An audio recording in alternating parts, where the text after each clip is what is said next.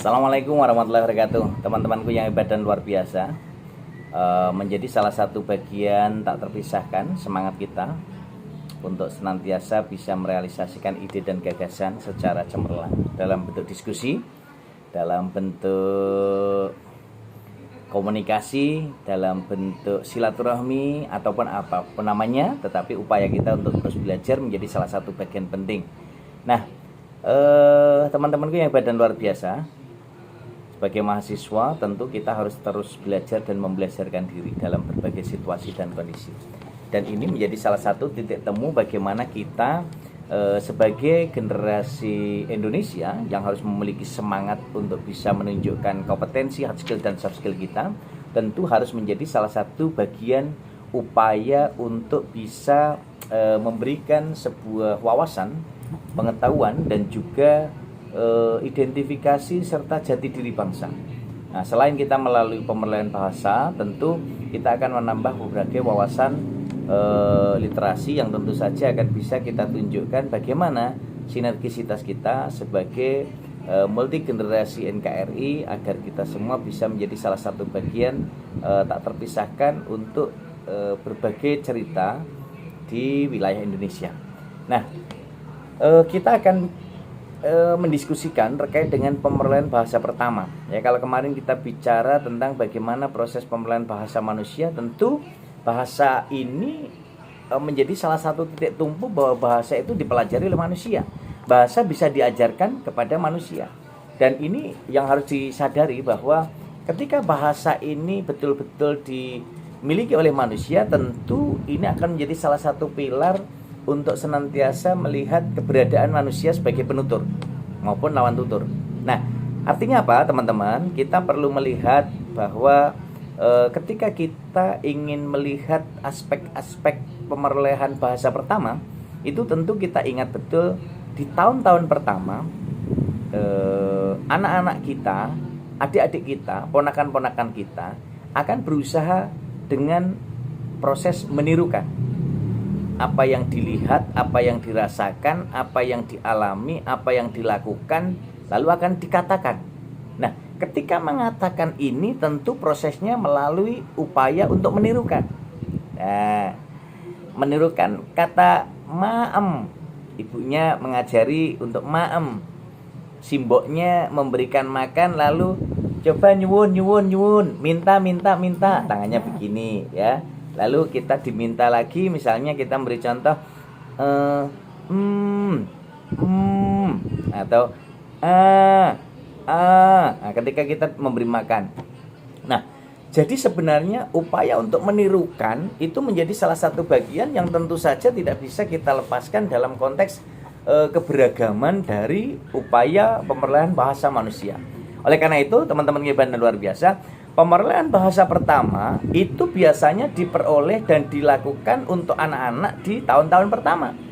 Kemudian di usia kedua, ketiga, keempat, kelima sampai 5 tahun biasanya masih berproses untuk mencari, menemukan dengan menirukan ataupun melakukan modifikasi ataupun inovasi. Nah, ini tahapan-tahapan yang dilakukan pemeralaan bahasa pertama. Dan teman-teman perlu pahami bahwa pemeralaan bahasa pertama ini dalam kehidupan sehari-hari yang diperoleh baik di keluarga ataupun misalnya di sekolah ataupun misalnya di masyarakat, sepanjang anak-anak tidak dilepaskan dan tidak dikucilkan dari kehidupan bermasyarakat, dari kehidupan keluarganya, dari kehidupan lingkungan yang terjadi di sekeliling kita, saya yakin itu akan terjadi. Dan posisi itulah yang tentu saja akan memberikan dampak nyata ketika upaya-upaya ini dilakukan. Jadi misalnya si kecil akan menirukan bapaknya mengatakan tidak. Jadi kecepatan memperoleh bahasa pertama ini juga akan dipahami siapapun anak itu dalam proses dan waktu yang berbeda-beda. Jadi EQ seseorang, ya, intelijen seseorang itu tidak mempengaruhi atau bukan menjadi satu-satunya faktor untuk pemeralaan bahasa secara cepat. Oleh karena itu perlu dilihat bahwa dimensi-dimensi yang harus kita pahami harus bisa melihat aspek-aspek yang harus disatu padukan dalam membelajarkan anak-anak untuk memperoleh bahasa pertama. Nah, oleh karena itu dalam proses pemrolehan bahasa pertama ini harus diperhatikan satu, bagaimana kita bisa menyajikan berbagai sumber diksi, berbagai sumber kata-kata, berbagai sumber repertoar bahasa yang bisa menjadi input, yang bisa menjadi input anak-anak kita. Ya, misalnya kita melihat posisi guru, posisi dosen, posisi orang tua, ini semua akan menjadi leader dalam proses untuk memberi contoh atau menjadi contoh. Nah, oleh karena itu, ketika mereka dilibatkan langsung, maka akan merasakan, dan apa yang dirasakan itu akan menjadi sebuah proses untuk bisa menirukan. Nah, ketika menirukan, mereka akan memiliki input repertoar. Setelah repertoar itu dikelola, dimiliki, lalu bisa direproduksi kembali. Nah, disinilah kita sebagai penutur dan lawan tutur tentu saja akan bisa memberikan identifikasi kata, frasa, klausa yang tentu nanti akan dilakukan bertahap. Itu yang pertama, harus menyediakan sumber-sumber literasi yang dapat ditirukan, dirasakan, dan akhirnya diungkapkan dalam bentuk kata-kata.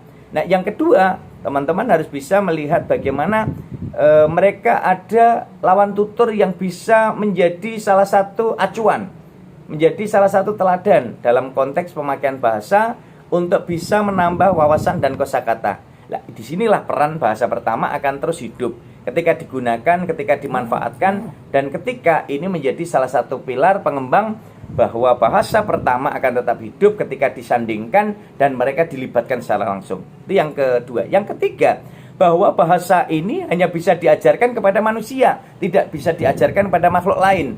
Kalaupun bisa, itu dengan intuisi yang nanti mereka akan lakukan dengan cara menirukan.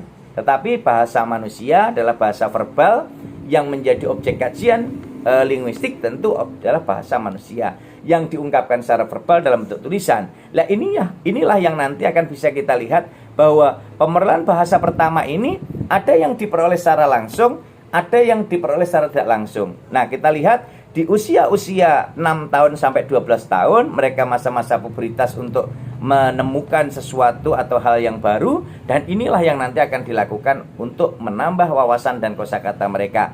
Baik itu nanti di rumah, kemudian mereka bertemu teman-temannya di sekolah, kemudian mereka ke lingkungan sosial, kemudian mereka dapatkan melalui medsos, entah itu Facebook, entah itu Twitter, entah itu mungkin Instagram, atau mungkin Telegram, atau yang lainnya.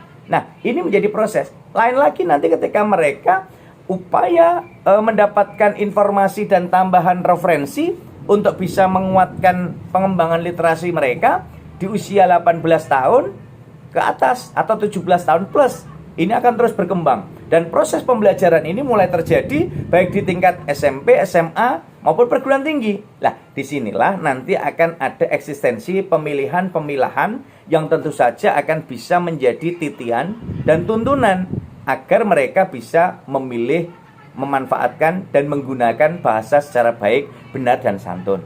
Teman-temanku yang hebat dan luar biasa, jadi apa yang kita lakukan dalam proses untuk melihat pemeran bahasa pertama bagi anak-anak tentu harus kita lihat dari berbagai sudut pandang, dan tentu saja ini nanti akan bisa kita lihat dari aspek linguistik struktural maupun linguistik fungsional. Nah, disitulah nanti akan menjadi kolaborasi yang asyik, kolaborasi yang indah, karena kita akan bisa memanfaatkan dalam proses pembelajaran yang nantinya akan bisa menjadi salah satu bagian pengembangan kecerdasan intelektual kita, kecerdasan emosial kita, emosional kita, dan kecerdasan sosial kita. Maka ini akan berdampak pada kecerdasan religius kita. Nah, disinilah letak pemakaian bahasa yang dapat difungsikan dalam situasi formal dan non formal. Oleh karena itu, pemakaian, penggunaan, pelestarian, dan juga pemerolehan bahasa pertama akan selalu hidup ketika disandingkan, akan selalu hidup ketika diadakan, akan selalu hidup ketika dilestarikan, dan kita pun akan bisa memanfaatkan dan menggunakan bahasa secara baik dan benar dengan strategi tutur yang tentu saja akan menyenangkan lawan tutur kita. Dengan senyum 228, 2 cm ke kiri, 2 cm kanan, dan 8 detik mengembang. Karena ketika kita bisa menyenangkan hati orang lain, disitulah pengembangan bahasa akan bisa dimanfaatkan sebagai strategi tutur yang santun, yang enak, yang menyenangkan, dan membahagiakan. Agar kita semua tetap turut serta menyinari dunia seperti bintang, bulan, dan matahari yang selalu menyinari bumi, baik tampak maupun tidak tampak oleh manusia. Semangat itulah yang kita kuatkan agar kita semua menjadi manusia-manusia hebat yang bermanfaat, menjadi manusia-manusia sejati yang selalu memotivasi dan menginspirasi, dan menjadi manusia-manusia bermartabat yang maslahat untuk umat. Sehat dan sukses selalu bersama saya Muhammad Rohmati Ratuisa. Kita akan senantiasa belajar dan membelajarkan diri untuk kemaslahatan umat dan multi generasi NKRI. Assalamualaikum warahmatullahi wabarakatuh. Sehat, sukses, dan semangat untuk kita